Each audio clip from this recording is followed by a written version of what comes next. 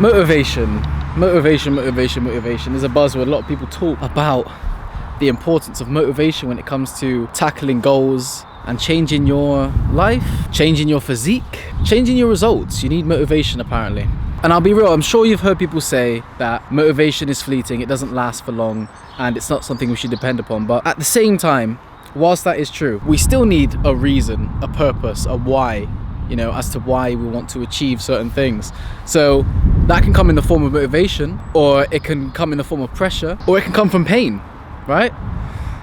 And they say the choices we make, the decisions we make, the things that we do is either to get us away from pain or closer to pleasure. And for myself, when I lost fat, as you can see here, you know, in these last 6 months or so, I decided to do that and actually achieve my goal on the basis of I'm trying to move away from the pain of just being, you know, subpar, terrible physique, terrible mindset, and obviously as a result, terrible results in my life, you know? I felt terrible when I looked in the mirror, lost all the confidence that I used to have, and yeah, just lost myself a little bit. For me, the motivation in that situation was to move away from that pain. And yes, I was moving towards the pleasure of someday having a physique like I kind of do now. And whilst I'm still working on it, I'm happy with how I look, you know, much happier.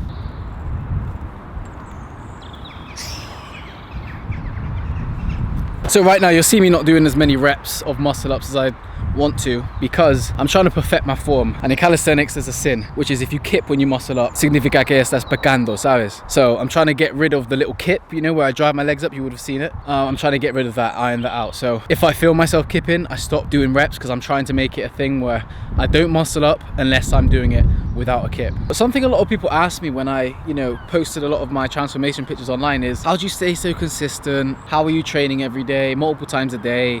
How long did it take? And the thing is, the biggest thing that I realized when I made this transformation recently is that you can't fake it. And what I mean by that is, in the beginning, before you get into the routine and the flow of actually improving yourself, okay, at the starting stages, it's gonna feel very challenging, difficult to actually get into the gym every single day and do exercise and do all the things you know you have to do, the productive things that you know you have to do. It's very difficult to do them at the start, because you have to now change absolutely everything about your character. Because you have to imagine you're going from somebody who perhaps isn't active like I was. I wasn't active. I literally sit on my ass all day long, maybe train a few times a week, okay? That wasn't good enough. You go from that, somebody who's completely inactive, not living the lifestyle of somebody that has a nice physique, to you're trying to now bridge the gap every single day. You're trying to bring it nearer, bring yourself closer to that ideal version of yourself that you see in your mind. You have to bridge that gap daily, and that's hard at first, right? And to be honest, the prime example I have for that was literally just through my step count daily. At first, I was barely doing like 3,000-4,000 steps. Now I'm doing 20,000 steps. You think I could just jump from that little amount of steps to all of a sudden doing 20,000 steps every single day without any friction? Of course, at the start there's a lot of friction, right? Because I literally have to get used to and adapt to this demanding task that I haven't been doing for so long, that I now, apparently, according to the people that I'm listening to at the time, told me, yeah, you have to walk more. I now have to dramatically change how active I am, how many steps I'm doing each day. There's gonna be friction there, right? And then obviously you have the friction of training in and of itself, like going to the gym, doing your pull, push day, leg days, whatever, right? You have all that friction on top of the steps that I'm doing. Now, I didn't start at the beginning of my fat loss stage doing everything at once. I didn't start by doing 20,000 steps and training 7 days a week, 6 days a week, sometimes multiple times a day. No. But what happened is I started growing into the type of person that did that kind of stuff based on the amount of results I was receiving. So when I started to see the changes and the positive cognitive benefits, and just in terms of my mentality and my energy, everything, right?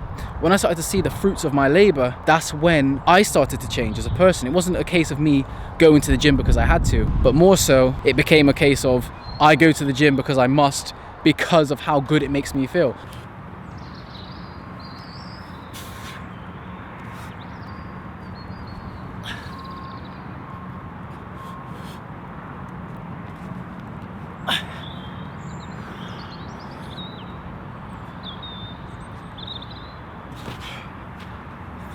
I'm gonna put a clip up now, me in this exact calisthenics park attempting muscle ups, and just comparing the fact that I can do muscle ups now in the same park that I struggled at before. So funny. I actually got so frustrated at one point that I had one of those 3-litre jugs. I just broke it on this wooden thing here like an idiot. But progress, and that's following on from what I was just saying, which is when you start to see the results and you start to change as a person through your habits and your actions, that's when it no longer becomes a case of motivation. You're not thinking about, oh, I'm motivated to go to the gym today, or I'm not motivated to go to the gym today. Motivation doesn't even cross my mind at this point. And if there is motivation involved, the fact of the matter is, once you take enough action, it goes from being this kind of ephemeral experience to being a state that you're constantly in, because you've attuned yourself to that frequency of behavior, which is activity, action. And this is the thing, a lot of people are waiting for motivation to come to them. Instead of waiting for motivation to come to you, do something, move, see what happens. A lot of things that will happen in life in general you can't foresee until you go out there and are ready to receive. Based on what you put in, you reap what you sow, right?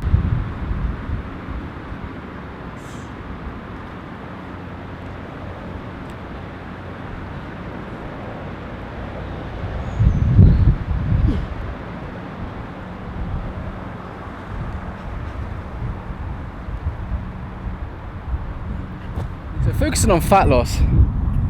Fat loss is a process. It's something that you have to do every single day for a long period of time, and the period of time that you have to cut for depends on how fat you are, right? So you already know when you start a fat loss journey that motivation isn't going to be with you forever, right? It's not going to be with you throughout the whole journey, especially if it's a long journey. I remember when I was 15, 16 and I was 212 pounds at 5'8" at 16 years old. I had to drop like 60 pounds, 50 pounds. Took me about a year to get to my goal weight. Sure, at the start I was hella motivated. I was making sure I stuck to my calories, etc, etc. But thinking about it now, there was never a period where I was relying on motivation. What I was relying upon was my desire to change, my desire to not be the fat kid anymore, moving away from pain, and knowing that the only way that I was going to move away from that pain forever was to change. I had to change who I was. It's not a case of do this little magic trick, do this little fad diet, do this little gym session, and all of a sudden it's like a cheat code. You're gonna change your body and everything's gonna change and fall into place. No, I had to change who I was. Do you think I'm the same person as that fat kid? I'll put a picture on the screen now. Do you think I'm the same person as that kid? Absolutely not. So when it comes to changing yourself, making changes in your life, going to the gym, staying motivated in the gym, it's about understanding that you, as you are right now, and I don't mean this in a negative way, but in terms of reaching the goals that you want to reach and you set for yourself and the standards that you want to hit, you aren't good enough yet. You have to become good enough. It's a transition that you have to make. And once you accept that you have to change as a person fundamentally, everything gets easier. And when I say easier, you're gonna stop seeing it, going to the gym as something that you're forcing yourself to do.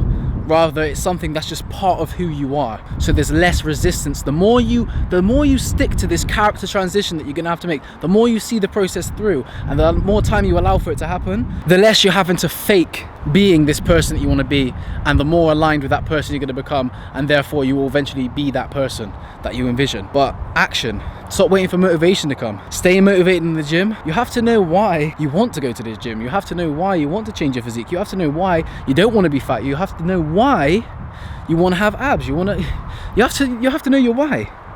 And for me, my why is strong, and it will remain strong. And also it's about standards. I can't see myself living a life ever again where I neglect my physical well-being and my health and my physique. And I'll never neglect being at my best, even, God forbid, with injuries, which do happen. I used to allow injuries to consume me, and I used to use them as an excuse not to train. Whereas now I think if I got an injury, God forbid, as much as I would have my days of being frustrated, I would find my way to work around it. I would try to do something, just because that's my standard now. That's who I've become. I've become the type of person that with adversity I react positively the best I can, and I have high standards that I try to maintain. So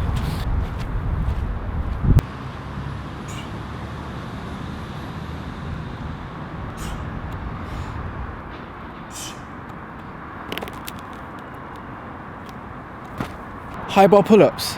One way you can build your explosive strength so that you can actually do muscle ups, do high bar pull-ups, which means just pulling yourself up rather than just a normal pull-up. You're kind of slamming the car hood, using more lats, less arm bending, right? And you're trying to pull your chest over the bar, but not just your chest, your stomach and your hips. Just basically trying to pull yourself as high as possible, basically. So yeah, you'll see me do this with a band, because I still can't really do high bar pull-ups without a band, if I'm being honest.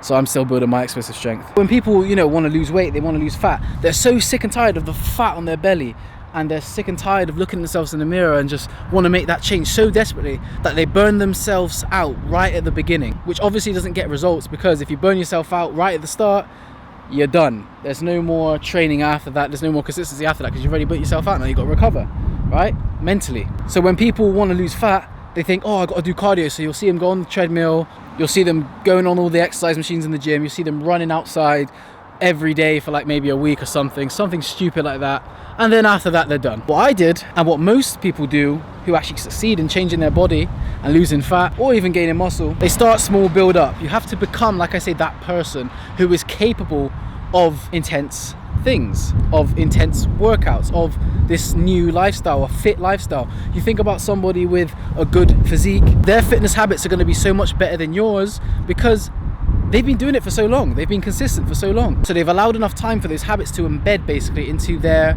essence, their being as a person. Don't jump from 3 days working out to 6 days a week plus cardio plus 20k steps, something like that, right? That's stupid. You're just going to burn yourself out. You're not going to adhere to it. You have to build slowly.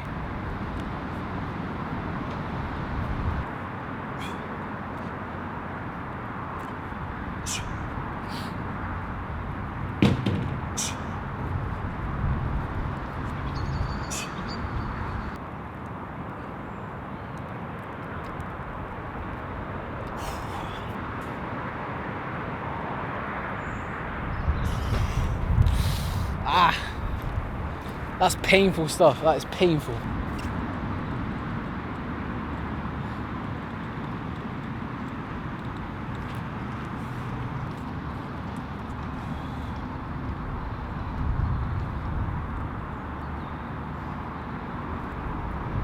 I held my other attempts for 25 seconds. I could barely get 6-7 seconds there because those initial one-arm attempt pull-ups burned me out already. So I've got a long way to go with these, but it's nice. I can see it's another thing for me to work on. It's sick. Anyway, I'm gonna finish up with some pull-ups, you know, pull-ups and chin-ups, and then literally that's it. And I'll probably go to the gym later again, like the actual gym, and just do some bicep curls and stuff, because sometimes I add on like the weights on the second session if I feel like it. And I think I will hit biceps later, so yeah.